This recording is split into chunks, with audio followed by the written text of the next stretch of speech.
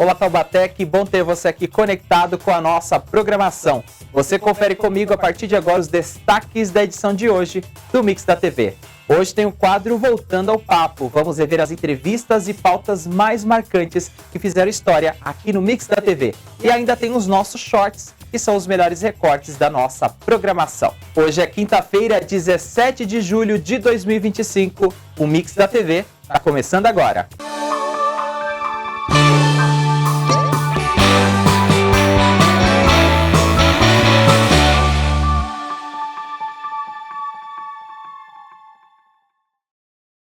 Começando mais um Mix da TV nesta quinta-feira aqui na programação da TV Câmara Taubaté. Seja bem-vindo, seja bem-vinda ao nosso programa e muito obrigado pelo carinho da sua audiência. E hoje o nosso quadro Voltando ao Papo, vamos rever uma entrevista interessante que marcou o nosso Mix. Vamos rever? Solta o play!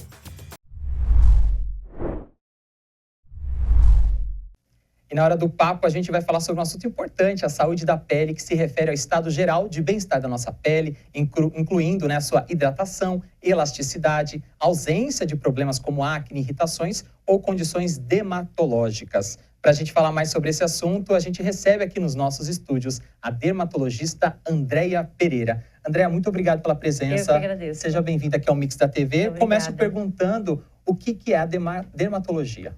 A dermatologia é a especialidade médica que cuida da pele, cabelos, pelos e unhas. Também mucosas, oral e vaginal. Ou seja, a gente está falando de várias áreas, aí, sistemas do nosso corpo que são muito importantes, né? Quando a gente faz as visitas regulares ao dermatologista, o que a gente tem de benefícios? Você principalmente se protege do câncer de pele, que é a doença mais temida que a gente tem. E também você se protege, previne a qualidade da sua pele, principalmente para quando você estiver mais idoso, para que a sua pele não rasgue, não fique muito fininha. A gente sabe que na nossa sociedade, mulheres procuram mais os médicos, homens têm mais dificuldades, é cultural. Quando a gente fala de especialidades médicas, às vezes fazer um check-up com um clínico já é uma coisa assim, que não é para todo mundo. Quem depende do SUS tem uma série de burocracias, às vezes questões econômicas. Quando a gente fala de dermatologia, doutora, a procura ainda é baixa ou já é significativa? Olha, tem pacientes que já tiveram alguma doença, ou eles têm antecedentes familiares que já tiveram alguma doença, eles vão, mas não é muito. É muito comum encontrar nos pacientes doença de pele, e eles foram por outros motivos, não raro por motivos estéticos. Então, a gente faz a avaliação global do paciente e a gente encontra outras coisas. Geralmente, os pacientes vão levados pela esposa ou levados pelo filho. E quem vai, geralmente vai regularmente, mas não é o hábito do brasileiro ir. Geralmente, por se tratar de pele, de uma maneira bem leiga, vou falar, é um sintoma que a gente consegue perceber, né? É perceptível esteticamente, visualmente falando. Quais são os primeiros sintomas, os primeiros sinais de que eu tenho algum problema relacionado com a pele e eu preciso procurar um especialista? A pele realmente, eu digo, não dá para deixar passar uma doença de pele, porque você vê, está no seu exterior. Então, geralmente as doenças de pele apresentam ou coceira, ou alguma marca, ou às vezes dói, às vezes arde, ou alguma elevação. Então, está à vista, basta avaliar, basta olhar. Olhando o nosso cenário aqui nível Brasil, quais são as doenças de pele mais comuns aos brasileiros? Sim, câncer de pele. É muito comum, é muito prevalente, principalmente na nossa região, que é uma região bastante rural. Tem bastante câncer de pele nos idosos que não sabiam da proteção, não existia essa orientação de proteção. Começou há pouco tempo, há poucos anos. Então, os idosos, principalmente os da zona rural, apresentam muito câncer de pele. Quando a gente fala de proteção ao câncer de pele, o uso de protetor solar, do bloqueador solar, ele é importante, mas às vezes a pessoa acha que só quando vai à praia, por exemplo, eu vou passar uma temporada na praia, vou passar uma final de semana na praia, aí talvez eu pense em utilizar um chapéu, um óculos e um protetor. Mas qual que é a recomendação ideal? A recomendação ideal é diariamente. Eu digo assim para as pessoas, vai escovar o dente, passa o protetor. É de manhã e na hora do almoço, no mínimo, todo dia. E é comum as pessoas falarem, eu não tomo sol. Daí eu falo assim, você veio aqui como? Eu vim de carro. Você atravessou a rua? Sim. Então você tomou o sol. Não, mas eu não tomo sol. Daí eu costumo falar, mostra o seu antebraço em comparação à pele da sua barriga. Elas têm a mesma idade. Então olha a diferença. Eles falam, é mesmo. Então, a gente está embaixo da radiação todo dia. A gente sai de casa todo dia e entra sol pela janela, então a gente está exposto. Dias nublados ou dias chuvosos, hoje está passando uma tarde um pouco chuvosa aqui nublada, também é necessária essa recomendação, Sim, né? A radiação é a mesma. A radiação é a mesma. E, por exemplo, em Campos do Jordão, que é um lugar mais frio, a radiação é maior, porque está mais perto do sol. Então, o sol está em todo lugar. Ele bate no chão e volta para você, mesmo que você esteja de chapéu. Por isso que é importante você, usando o chapéu, você passar o protetor. Nesta quinta-feira, a gente está conversando com a dermatologista Andréa Pereira, falando sobre os cuidados que a gente tem que ter com a nossa pele. E agora, doutora, é um assunto que mexe também, principalmente com o público mais jovem, que é a questão da acne, né? Como é que a gente pode caracterizar e como é que a gente pode prevenir? Tem algum segredo? A acne, ela pode começar na idade bem nova, paciente com 9 anos, 8 anos, já pode começar a ter cravinhos. Existe um antecedente familiar importante de acne grave. Geralmente a pessoa percebe uma bolinha, uma espinhinha, que ela às vezes aperta, às vezes não, e incomoda. Tem pessoas que se incomodam muito, tem pessoas que se incomodam pouco. E daí você vai tratar à medida do seu incômodo. Eu costumo dizer, te incomoda? Porque às vezes a mãe leva, né, o paciente jovem. Sim. Te incomoda? Não, eu não estou nem aí. Eu falo para ela assim, ele não vai usar o produto, porque não é um incômodo para ele. E existe também um incômodo importante, que é a acne da mulher adulta. Então, as pessoas, às vezes, passou a adolescência inteira livre de acne, daí quando chega na idade adulta, começa a ter acne. Ela fica desesperada, ela nunca teve. Eu falo, você nunca passou por isso, agora você está passando, é ruim. Além desse público mais jovem, a gente fala de acne em relação aos públicos em geral, homens, mulheres, crianças, idosos, em relação às doenças de pele, aos problemas de pele. Tem algum grupo que é mais suscetível ou que tem mais recorrência ou, independentemente de faixa etária ou grupo, as doenças são as mesmas? Voltamos ao câncer de pele. Nos idosos é mais comum. A xerose também, que a gente chama pele seca, né? Os idosos têm menor hidratação da pele, também eles costumam beber menos água porque eles não têm tanta sede. Então, a pele é mais desidratada nos idosos. E isso pode causar rachadura de pele. Daí eu falo, às vezes a gente vê a pele do idoso seca na perna. Eu falo, se isso abrir, isso não vai fechar nunca mais. Então, você tem que hidratar para manter a estrutura da pele, para que ela não rache, não abra. E os idosos têm mais. A questão da hidratação, beber água também, Sim. com uma certa regularidade, uma quantidade ideal, também ajuda com a nossa pele? Sim, não tem como. As células que estão mais profundas, elas precisam de água. Aí você coloca por dentro e repõe por fora. Doutora, quais são os cuidados que os pacientes devem ter, já que tem histórico de câncer na família e principalmente voltado ao câncer de pele, né? O que a gente tem que se preocupar? É uma mancha, é uma pinta, é aquela pinta que cresce, é aquela pinta que é peluda? Qual que é o medo e onde a gente deve se preocupar? Sim. A gente fala, você conhece seu corpo? Você se conhece? Você se viu? Muito comum os pacientes terem pintas. Eu falo, você se viu? Não. Eu falo, você precisa decorar o seu corpo. Olha para o espelho, todo dia, até você decorar, quem tem bastante, até você decorar. Decorou, você sabe se mudou ou se apareceu. Então, qualquer lesão de pele que tenha aparecido, você deve averiguar. E qualquer lesão de pele que tenha mudado, você também deve investigar. E também qualquer machucadinho que não melhora. Machucadinho que não melhora. Você passa um negocinho, não melhora, daí você espera, daí ele descama, daí ele sangra, e você vai ali protelando. Não protele. Quem não tem fatores de risco, né, não ficou tanto tempo exposto ao sol ou não tem casos na família, um check-up anual uma vez por ano, por exemplo. Uma vez ao ano. É suficiente, né? Uma vez ao ano, se você não tiver nada. Se você tiver alguma coisa, volte a qualquer momento. Eu costumo dizer isso. Se você já teve, dependendo do tipo de câncer, vai começar a avaliação mensal. E dependendo do tipo, a gente fala, volta a cada 6 meses, mas se observe.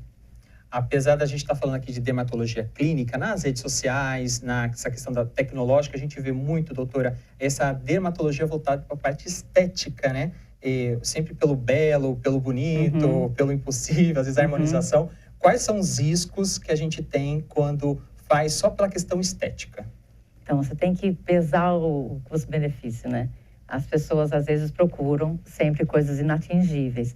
Então, eu acho que menos é mais. Você deve fazer alguma coisa sempre com alguém que tem respaldo para isso, um dermatologista. É muito comum vir para mim os casos que deram errado, né? Que se queimou, ou que então ficou torto, ou então que deu um edema, que deu uma inflamação, que deu uma infecção, por procedimentos estéticos que podem acontecer com qualquer pessoa que faça. mas é mais comum quando você faz em qualquer lugar, qualquer coisa. Então, cuidado, aceite-se, ou então previna-se, né? Um pouco mais. Pode fazer, eu acho legal que faça, acho ótimo que faça, mas vai devagar, cuidado, né? Doutora, são vários anos de experiência atendendo em consultório. Tem algum macete, tem alguma dica, assim, que é aquela dica de ouro, assim, para você se preocupar ou para você ficar atento em relação à sua pele? Atenção sempre quando com aparecimento de pintas ou de qualquer lesão elevada ou retraída. Apareceu, deve buscar o médico. E aproveitando a sua presença e agradecendo já de antemão, gostaria que a senhora deixasse, então, uma mensagem para o taubateano, para a taubateana, né? Quais os cuidados e recomendações que ele deve ter no seu dia a dia para ter uma pele saudável e uma vida próspera e com qualidade de vida? Eu sempre falo, cuidado com a sua pele, você não precisa arrancar a sua pele. Então, é muito comum também as pessoas gostarem de usar bucha, passar bastante sabonete, cheiroso, porque essa é a cultura de que você, se você não usa bucha, se você não se lava muito, você está sujo. Falo, cuidado, a sua pele não precisa ser arrancada. Você pode usar pouco sabonete, sem bucha, o banho rápido, menos quente possível e passe hidratante. Então, acho que essa é uma dica muito importante. E a outra, se observe, se conheça. Doutora Andréa Pereira, muito obrigado pela participação, pelas dicas, informações. Parabéns pelo seu trabalho. Obrigada. Hoje a gente tem uma homenagem aqui na Câmara Dia do Médico. Já aproveito para estender também as homenagens. Muito obrigada. Muito legal, né? Poder levar conhecimento e informação a toda a nossa população. Se você quiser rever essas e outras entrevistas do Mix, é só acessar a nossa playlist no canal youtube.com/TVC Taubaté. Mais uma vez, agradecemos a sua companhia aqui conosco e a sua participação é muito importante. Você pode sugerir pautas para os nossos programas, enviando suas perguntas, fazendo elogios e críticas e nos acompanhando nas redes sociais. Quer saber como? As informações estão aí na sua tela. Você pode mandar um e-mail para tvcamaratete@gmail.com com dicas, sugestões de pautas, elogios. Você também pode acessar os nossos canais no youtube.com/TVC Taubaté. Lá tem playlists completas da nossa programação e assiste ao vivo as nossas transmissões. Da mesma forma, você acompanha ao vivo no facebook.com/TVC Taubaté. Agora, se o seu jeito de se comunicar com a gente é texto, áudio ou vídeo, o melhor canal é o WhatsApp. E você faz isso através do DDD 12 e do número 3625-9525. A Casa do Povo Legislativo também está presente em outras redes sociais, entre elas o Instagram e o TikTok. E o nosso perfil de conexão é através do @Câmara Taubaté. Portanto, você acompanhou aí na nossa tela todos os principais canais para você participar aqui do Mix da TV. E chegou a hora do nosso primeiro short. O Boletim Câmara, além das notícias, traz entrevistas com os mais variados temas e especialistas. E separamos um trecho do programa especialmente para você. Vamos ver? Solta o play!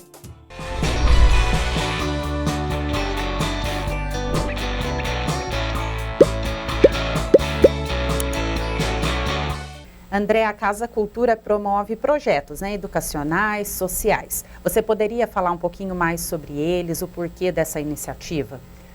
No início dos anos 2000, né, nós começamos a desenvolver projetos sociais como instituição e no decorrer dos trabalhos nós percebemos que era interessante criarmos uma editora para registrar os trabalhos que nós produzíamos nas escolas, né? E desde então nós passamos a trabalhar mais como editora e a instituição dando suporte para os trabalhos. As ações sociais acontecem com atividades levando contadores de histórias ou autores nas escolas e em troca disso a gente recebe doações dos alunos, né? Brinquedos, roupas, alimentos, material escolar, livros, e isso é revertido em ações em bairros, não só em Taubaté, né, na região do Vale, assim como nós também trabalhamos na região do Vale em escolas, né? A sede é em Taubaté, mas a gente tem um trabalho mais amplo na região do Vale do Paraíba. Então é mais ou menos assim que acontece.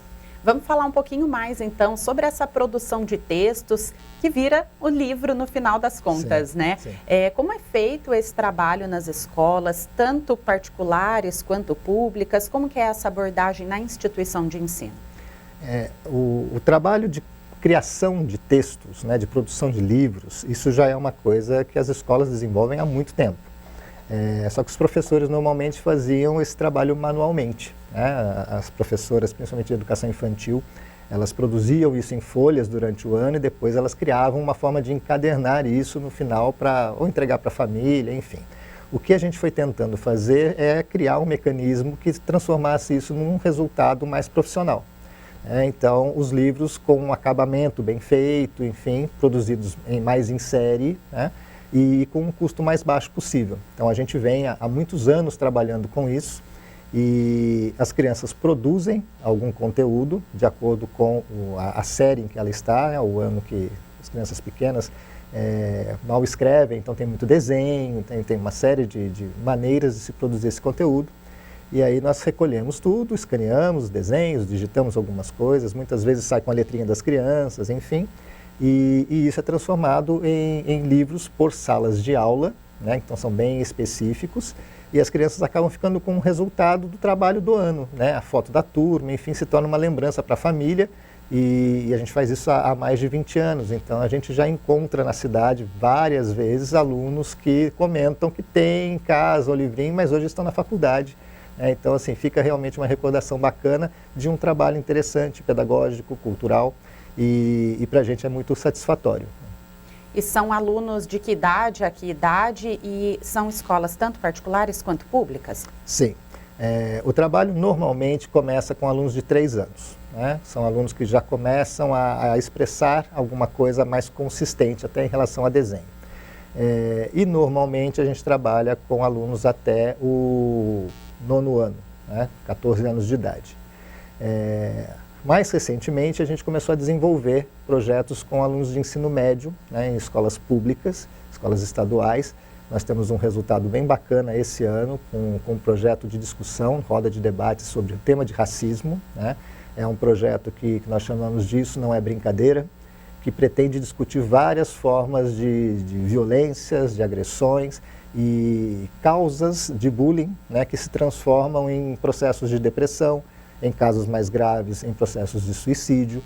Então, para evitar isso e colocar de uma forma em que os alunos possam se expressar, a gente criou um projeto, registrou isso durante o ano de 23 e 24, e essa semana, né, com o Dia da Consciência Negra, a gente fez o lançamento desse material.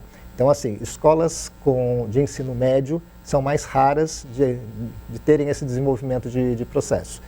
Já as crianças de 3 a 14 anos é uma coisa muito frequente, né, e com produções bastante interessantes, e é onde a gente consegue criar as ações sociais. Né? Nas escolas particulares, a gente faz a captação de brinquedos, de roupas, de alimentos, né, livros, e vai revertendo esses conteúdos que a gente consegue receber com ações que vão sendo estudadas e direcionadas durante o ano todo.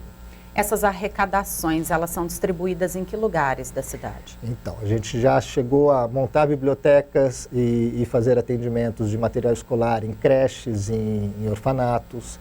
Muitas vezes a gente atende comunidades em bairro, então a gente procura algum líder comunitário no bairro, alguém que conheça a realidade das crianças daquela região, das famílias que moram ali, para que isso seja direcionado certinho, né? Então, assim, no início a gente até chegou a buscar instituições maiores para direcionar e percebeu que ou eles já têm algum tipo de assistência e a nossa não era a mais vantajosa ali, ou a gente encaixava em alguns lugares que a gente percebeu que não estava funcionando. Então a gente começou a se organizar, né?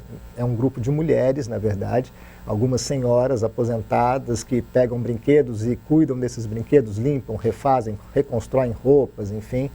Os livros a gente redireciona para bibliotecas ou para crianças em bairros, em ações de leitura, que às vezes são feitas. Até o evento da pandemia, nós tínhamos um ônibus que circulava em Taubaté e na região, e isso facilitava esses processos de leitura. Então, a gente proporcionava um espaço para que as crianças, no final de semana, convivessem ali com as atividades. A pandemia acabou fazendo com que nós perdêssemos o ônibus, porque ele ficou lá 3 anos parado, enfim, e agora a gente tem um espaço num shopping em Taubaté. Então, a gente montou uma biblioteca lá, e ali a gente desenvolve algumas atividades atualmente. Agora, a partir de 25, né, voltando a se reestruturar para esse atendimento, a gente pretende voltar a fazer esses trabalhos mais frequentes em bairros, que é onde a gente faz a maioria da parte das reversões de doação.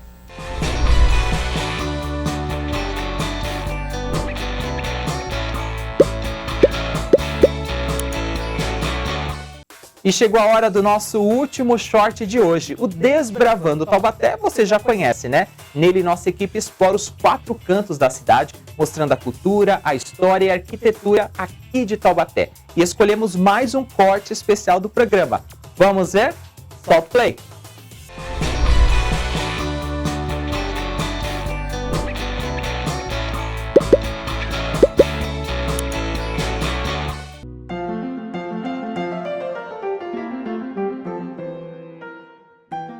A gente agora está aqui no Seminário Diocesano Santo Antônio. A gente vai conversar com o Padre Luiz Gustavo. Padre, muito obrigado por receber a nossa equipe aqui nesse espaço secular, de tradição. Eu que agradeço a presença de vocês aqui em nosso seminário, esta instituição que é tão importante para a vida da igreja e também da sociedade. É uma instituição secular que foi fundada por Dom Epaminondas, que foi também o fundador da Diocese de Taubaté, né? Ele conjuntamente fundou o seminário para formar os padres que haveriam de trabalhar nas paróquias, nas pastorais e nos movimentos da nossa diocese. Sejam movimentos de espiritualidade, sejam movimentos sociais. Então, essa instituição, ela forma lideranças para a nossa sociedade, principalmente para a nossa igreja. E há 100 anos, há 112 anos, já vem fazendo esse trabalho com grande maestria. Padre, como é que funciona esse processo de formação? Ele leva anos, né, para se concretizar. No mínimo 7 anos. 3 anos de filosofia. Essa primeira etapa, a igreja chama de discipulado. Então o jovem entra ali por volta dos 17, 18 anos, depois de ter concluído o ensino médio, entra então em nosso seminário e aí faz os 3 anos de filosofia na Faculdade Deoniana, que fica ali na Vila São Geraldo. Depois, terminado o período de filosofia, 4 anos de teologia, né? Porém, além do seminarista receber na faculdade a formação acadêmica, aqui no seminário, todos os dias, recebe a formação humana e a formação cristã. Então, aqui no seminário eles têm aulas, acompanhamento psicológico, direção espiritual, conversas com os formadores. E nas comunidades eles fazem os trabalhos pastorais, desde ajudar no altar, como conduzir uma reunião, fazer uma palestra, ajudar os padres e assim por diante. Todos saem habilitados a serem padre ou existe algum tipo de restrição? Durante o processo vai ocorrendo um discernimento, tanto por parte da instituição, dos formadores, como por parte do próprio formando. É um processo muito livre, tanto por parte do seminário, que pode dizer sim e não, aprovar ou não aprovar, como por parte também do candidato, que pode perceber com tranquilidade no caminho dele que não é essa a vocação dele ser padre e seguir por outra vocação, matrimônio, vida religiosa, vocação laical, de catequista. Mais do que até formar um padre, o seminário tem a primeira preocupação de formar um bom cristão, porque um bom cristão será um bom padre, ou um bom cristão vai ser bom em qualquer coisa que fizer.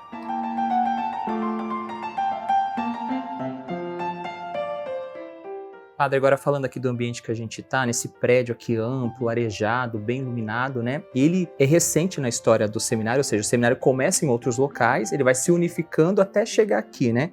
Isso. Nosso seminário, ele começou, na verdade, lá na Granadeiro Guimarães, aquele prédio que é colado ali ao IDESA, né? Depois de um tempo ficou também no Alto do Cristo e veio para cá, né? É interessante dizer que primeiramente aqui era a Casa do Menor, uma entidade social. Depois se tornou para a igreja o Seminário Menor, onde acolhia-se as crianças, adolescentes que entravam mais cedo no seminário, ainda fazendo os estudos. Depois de um tempo, tornou-se o Seminário Maior, aí os estudantes de teologia vieram morar aqui. Aí houve uma unificação, aí hoje residem aqui tanto os filósofos como os teólogos. Temos um único seminário, as 2 etapas dentro de um único prédio. Aqui na casa, além de todas as atividades diárias dos seminaristas, né, missas, aulas e assim por diante, uma vez por mês nós temos uma missa aqui na nossa capela, que é uma capela muito bonita, e nós abrimos para a participação da comunidade. Normalmente essas datas nós divulgamos nas redes sociais do seminário, né, Seminário Diocesano Santo Antônio, É na terceira sexta-feira de cada mês, às 19h30. Tem a missa e logo após a missa um lanche com a comunidade. Como que é a relação de vocês com Santo Antônio? Existe uma festa específica? Há comemorações no mês dedicado ao santo? A gente está no território da paróquia Santo Antônio de Lisboa também, que fica aqui próximo do seminário. Então, normalmente, a festa de Santo Antônio nós celebramos junto à paróquia Santo Antônio. E aí nós participamos de um dia da trezena, ou mesmo no dia da festa. Como que é a participação do público em geral, assim, dos fiéis também, nessa região aqui da Vila São José? O catolicismo está presente? Existe uma presença mais ou menos agregada em relação às outras comunidades? Podemos dizer, sim, que na Vila São José existe um povo, assim, bem católico, bem participativo, e não apenas de participar, mas também de ajudar, de servir. Então a gente vê entre os católicos aqui da nossa região um espírito de voluntarismo muito grande, né? De servir em pastorais, em ajudar mesmo na vida da paróquia, e muitos também ajudam em nosso seminário quando temos algum evento, algum momento assim celebrativo. Padre, a gente estava conversando antes da gente gravar aqui, falando, né, que justamente ser padre não é um ofício, não é um trabalho, é um dom, é uma vocação. Como fazer para que esse dom e essa vocação se mantenha e consiga restabelecer novas pessoas para se engajarem nesse processo? Primeira coisa que se espera de alguém que deseja fazer este caminho de vocação sacerdotal, vocação, não profissão, é a perseverança. Muitos desafios acontecerão ao longo de uma caminhada que são normais, dúvidas, crises, cruzes, mas se tiver perseverança, foco, objetivo, consegue viver este caminho. Eles vão alcançando uma certa maturidade que faz com que eles possam então superar essas inconstâncias que são próprias da idade e do tempo que vivemos.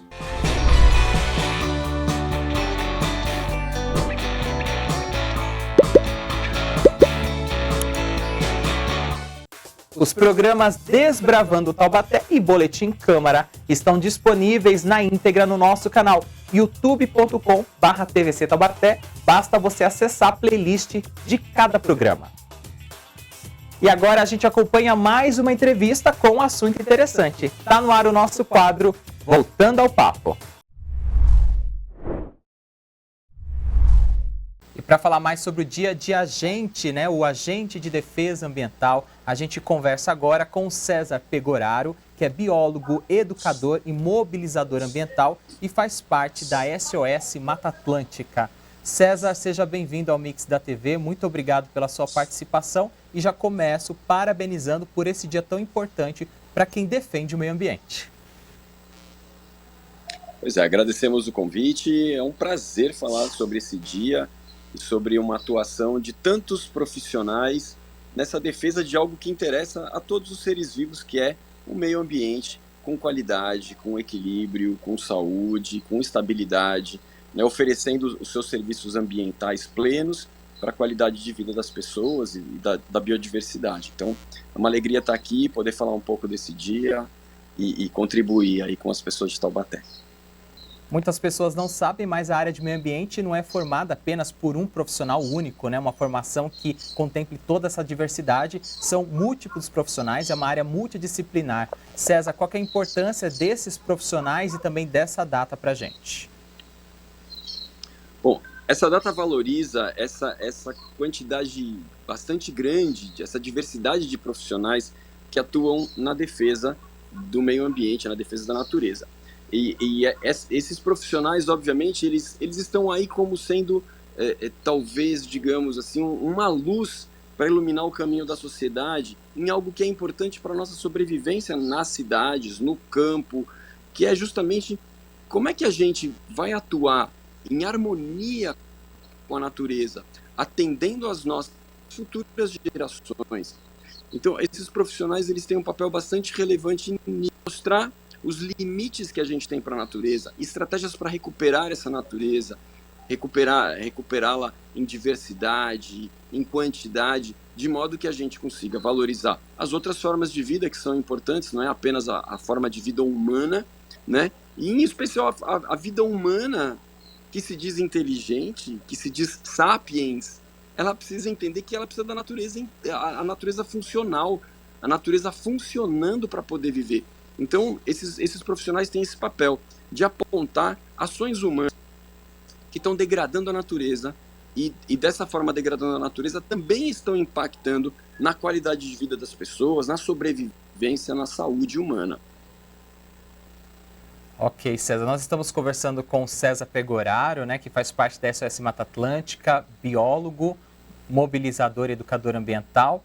E, César, a gente sempre gosta de conhecer um pouquinho da história dos nossos personagens aqui. Então, eu gostaria de saber o que te motivou aí para essa área da biologia, da defesa do meio ambiente, como é que começou este trabalho que hoje rende aí décadas de atuação. Bom, eu posso destacar que eu fui uma criança que talvez tenha tido o privilégio de crescer entre árvores e com possibilidades, obviamente, de conhecer a natureza. Em vários ambientes, em várias atividades. E aí, nesse sentido, acho que foi durante a escola, assim, as ciências e depois a biologia, a química, eram temas que me chamavam a atenção, que me despertavam um real interesse. E quando chegou essa época de escolher uma profissão, de buscar uma formação, eu estava ali indeciso entre várias profissões e, de repente, me deparei com a de biólogo, sendo uma profissão que atendia bastante dessa minha vontade natural. Comecei a estudar no vestibular de biologia, comecei a me dedicar à biologia e, obviamente, que quando a gente começa a estudar uma profissão, abre-se assim um portal na sua frente, né? E as questões, obviamente, que envolvem a natureza, né? As matérias que envolviam mais esse olhar para a natureza, para a fauna, para a flora, para a ecologia, me despertaram demais a atenção. E aí foi uma coisa meio que natural, assim, né? Tem que buscar estágio, eu fui buscar estágio numa entidade que faz defesa do meio ambiente, acabei me tornando profissional dessa ONG, comecei a viajar, fazer muitas atividades a campo, buscar me aprofundar, e foi, assim, um caminho bastante natural, passar a ser um profissional da defesa ambiental, né? Então, minha trajetória é um pouco que essa, né? A biologia me trouxe a essa atuação de tanto tempo, né? Já são quase 30 anos aí de formado e atuando profissionalmente na defesa da natureza, dos recursos naturais. César, a SOS Mata Atlântica, né, ela tem um papel importantíssimo, né, a nível nacional e até fora mesmo do nosso país, na questão dessa proteção ambiental. Para quem não conhece a SOS Mata Atlântica, quais são as principais atividades que vocês desenvolvem e também quais são os principais desafios nessa atuação ambiental? Bom, a Fundação SOS Mata Atlântica, ela tem uma história bastante grande, né, de bastante atuação e de bastante tempo, né? Ela é uma das entidades ambientalistas do Brasil com maior história, né? Então, desde 1986, a Fundação vem buscando maneiras de monitorar os recursos naturais, entender qual que é esse bioma, né, a Mata Atlântica, onde é que ela está, que questões fazem parte da Mata Atlântica, entender qual que é o estado da Mata Atlântica e, obviamente, buscar estratégias, políticas, formas de mobilizar leis, mobilizar projetos e, acima de tudo, mobilizar as pessoas que vivem na Mata Atlântica para a defesa do bioma. Atualmente, a gente trabalha com três causas principais, né? Três frentes de trabalho, né? Então, uma delas é a recomposição florestal. Então, dado o avançado do desmatamento, né, da dilapidação da Mata Atlântica, né, a gente tem atualmente alguma coisa... Se a gente for computar todos os fragmentos de Mata Atlântica, mesmo aqueles pequenininhos com 1 hectare, a gente vai ter alguma coisa como 24% desse bioma ainda presente no Brasil. Se nós formos olhar o bioma Mata Atlântica com fragmentos maiores de 3 hectares, ou seja, fragmentos com uma qualidade um pouco melhor, um pouco maior, a gente cai para 12% apenas desse bioma em pé no Brasil, né? Então, se a gente for imaginar que esse bioma envolve 17 estados brasileiros, né? Vem desde o Piauí até o Rio Grande do Sul, né? Inclusive aqui nessa região sudeste do Brasil, ele avança pegando Minas Gerais, abrangendo o Mato Grosso do Sul, um pedacinho de Goiás até, ou seja, é um bioma bastante expressivo no Brasil, Então, uma das nossas causas é trazer esse conhecimento, né? As pessoas moram na Mata Atlântica e não sabem que vivem na Mata Atlântica. Mais de 70% dos brasileiros vivem na Mata Atlântica e não sabem disso. Então, como é que eu vou proteger um bioma que eu não conheço? Então, uma das causas da SOS é proteger o bioma, recompor o bioma, já que ele foi muito desmatado. E também a gente atua na causa Água Limpa, que é a causa que busca, obviamente, mobilizar as pessoas e as políticas públicas em prol da preservação desse bem, assim, que é fundamental para a vida e para a biodiversidade do nosso bioma, que é a água. Então, buscar ações afirmativas de saneamento básico, de políticas de proteção da mata ciliar, políticas de cuidado, né, com as águas, né? Então, todas essas nossas causas, elas atuam, obviamente, muito antenadas à questão das emergências climáticas, ou seja, como é que a gente está tendo ações resilientes e de adaptação e de entendimento, que a gente está num momento em que a natureza, infelizmente, por conta das ações antrópicas, está um pouco desequilibrada e a gente vai ter que estabilizar a natureza, a gente vai ter que fazer ações de restauração da natureza para que, obviamente, os impactos sejam os menores possível. César, você citou desmatamento, queimadas também, tivemos um número recorde no ano passado, aqui no Vale do Paraíba também, uma situação que preocupa a gente, né, todos os anos. Eu gostaria de saber da sua opinião se o bioma Mata Atlântica tem salvação com os esforços da humanidade e da sociedade. Olha, a gente trabalha por isso, né? Então, assim, há muitos anos a Fundação tem buscado alertar sobre os riscos, apontar caminhos de regeneração, né? De modo que a gente tem colhido dados que são bastante expressivos para mostrar que temos resultados positivos. Ou seja, quando esse trabalho de monitoramento do bioma Mata Atlântica começou, a gente tinha um índice de desmatamento muito maior do que nós tínhamos hoje em dia.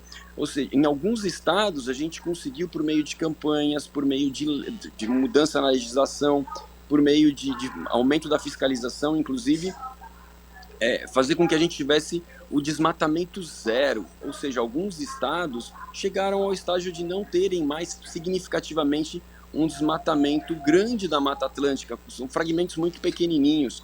Temos tido muitas ações de recomposição vegetal, ou seja, são vários indicadores que obviamente mostram que um trabalho de tantos anos, em parceria com tantas instituições, a pressão para as mudanças legais, né, tem sim dado resultado. Então, a gente acredita que tem jeito, mas é claro que no momento em que a gente está, essas ações seriam muito mais efetivas se a gente tivesse de fato a educação ambiental acontecendo de uma maneira ampla e restrita. Educação ambiental não é para crianças, né? Ela é para todas as pessoas. Então, assim, nossos legisladores, nossos empresários, nossos agricultores, as pessoas trabalhadoras de todas as áreas, elas precisam de um ambiente com qualidade. Portanto, essa defesa da natureza não depende apenas da entidade e dos órgãos de defesa da natureza, do meio ambiente, mas de todas as pessoas. Nesse sentido, a gente tem resultados positivos e a gente quer ampliar por meio dessa comunicação efetiva, por meio da sensibilização e da mobilização da sociedade civil. A educação ambiental como estratégia e ferramenta, né, tem alta eficácia e eficiência nesse processo de preservação, conservação e proteção do meio ambiente. Do outro lado, né, lá quem recebe essas informações, o cidadão comum, a pessoa mais simples do nosso dia a dia, César, como que ela pode fazer algo prático assim no seu cotidiano que ajude a proteger o meio ambiente? Já que há poucos dias nós celebramos o Dia do Agente de Defesa Ambiental, a ideia, na verdade, é que todas as pessoas exerçam esse papel. Se nós temos profissionais que fazem esse trabalho na defesa do meio ambiente, na defesa ambiental, e isso é bastante importante, a gente tem que entender que todas as pessoas têm responsabilidade nesse cuidado. Então, no dia a dia, tem muitas ações que as pessoas podem fazer? Acho que assim, aquelas bastante básicas, só que nem tanto, de cuidar dos nossos resíduos. Então a gente não pode admitir o hábito de lixo ser jogado, por exemplo, na rua, sem uma destinação adequada. A gente tem que lutar pela implementação nas nossas cidades da coleta seletiva, né, da gente ter essa logística reversa, de que aquilo que a gente chamava de lixo não é mais lixo hoje em dia. Ele pode sim voltar para uma cadeia produtiva, diminuindo o impacto sobre matéria-prima nova na natureza, reduzindo processos poluidores. A gente tem que brigar pelo saneamento básico do nosso bairro, né? Todos os bairros estão com coleta e tratamento de esgoto funcionando, né? Onde é que estão as nossas nascentes? Elas estão protegidas, essas áreas? Nossa cidade tem unidades de conservação, tem parques, tem áreas florestadas, né? A gente tem a recuperação da biodiversidade da cidade. Então, assim, tem muitas ações no dia a dia que a gente pode fazer que contribuem diretamente para essa proteção ambiental, entendendo que o meio ambiente é fundamental para a vida de qualquer ser vivo. Ou seja, lutar pelo ambiente não deve ser apenas uma ação profissional, mas deve ser uma ação cotidiana de qualquer pessoa. Com César Pegoraro, que é biólogo, educador e mobilizador ambiental, faz parte da Fundação SOS Mata Atlântica, neste dia que nós estamos fazendo uma homenagem aos agentes de defesa ambiental. César, muito obrigado pela sua participação aqui no Mix, também pelos seus esclarecimentos. Parabenizo mais uma vez pelo seu trabalho e dos seus pares e até uma próxima oportunidade. Muito obrigado, um abraço às pessoas de Taubaté e ficamos à disposição para outras conversas. A entrevista completa está disponível no nosso canal youtube.com/TVC Taubaté. O Mix da TV desta quinta-feira fica por aqui. A gente volta a se encontrar amanhã. Continue conectado com a nossa programação. Obrigado pela sua companhia e até mais.